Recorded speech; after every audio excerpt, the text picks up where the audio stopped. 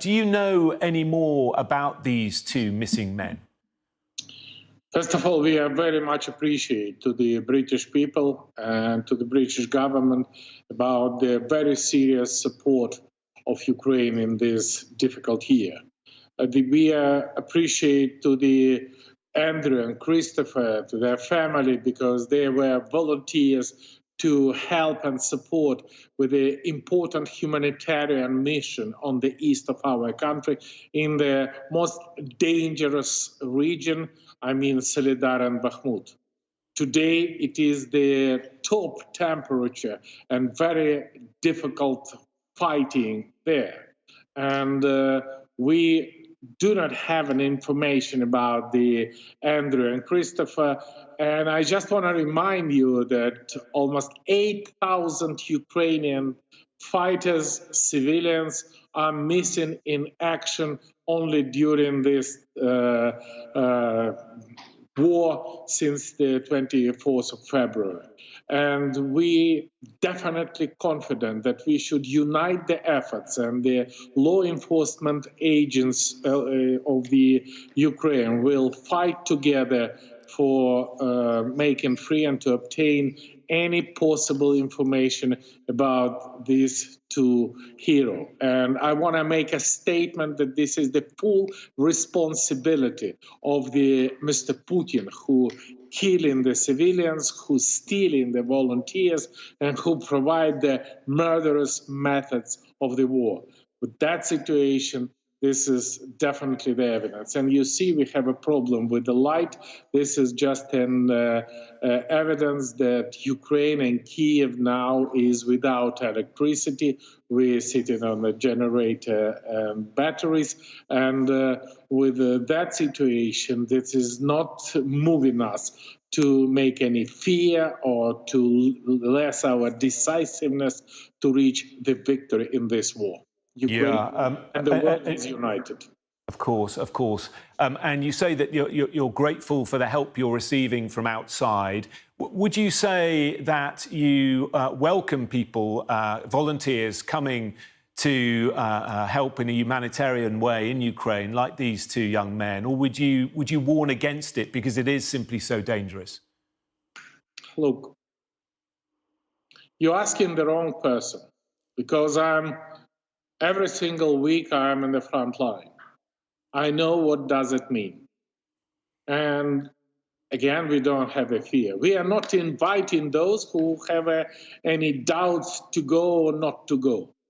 But definitely we are very much appreciate those people, those groups, those volunteers who coming to help support and help to survive civilian on the newly deoccupied territory, to help civilian elderly people, children who is now under the disaster fire of the Russian troops. And we are very much appreciate and we are welcome those who make a decision to provide this humanitarian volunteers mission.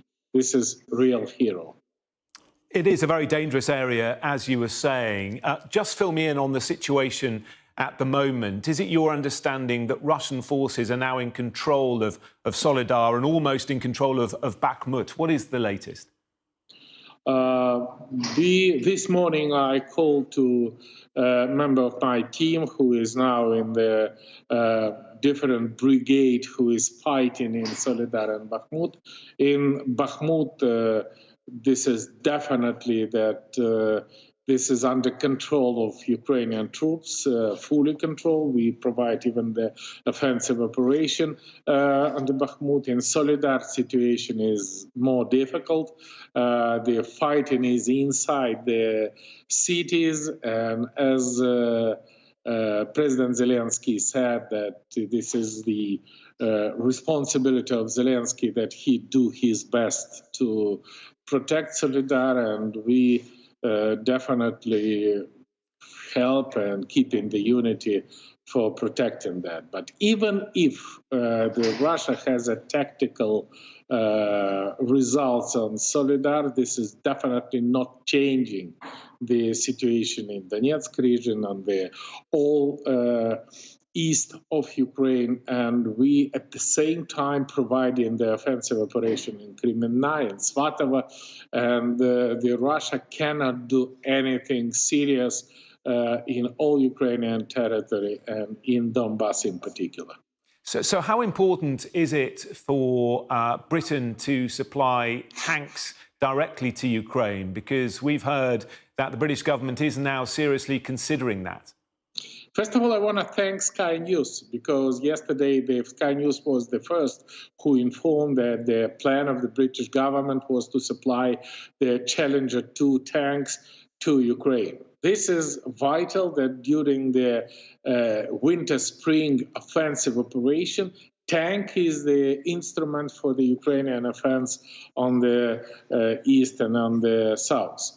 At the same time, I want to thank the British government and British people, because my charity organization bring from Great Britain the military trucks, the Spartan armed personal carrier, the generator, and many, many others. And this is, I really appreciate that we have such a great cooperation with Great Britain, with British people, and British government who issued a license for my organization to supply it to Ukraine. And please pay attention that on the 20th of January in Ramstein, it would be the anti-Putin coalition meeting with the purpose to finalize the question to supply tank, both British Challenger and German Leopard II, and some armed personal carrier, including the Bradley, including French, German armed personal carrier,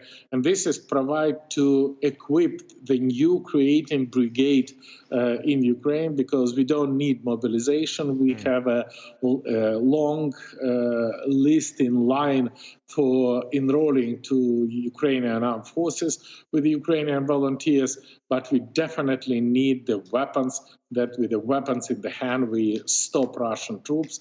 And I just want to remind you that this is not just an assistance of Ukraine. This is the investment in the European security, in British security, in global security. And this is definitely a very efficient step.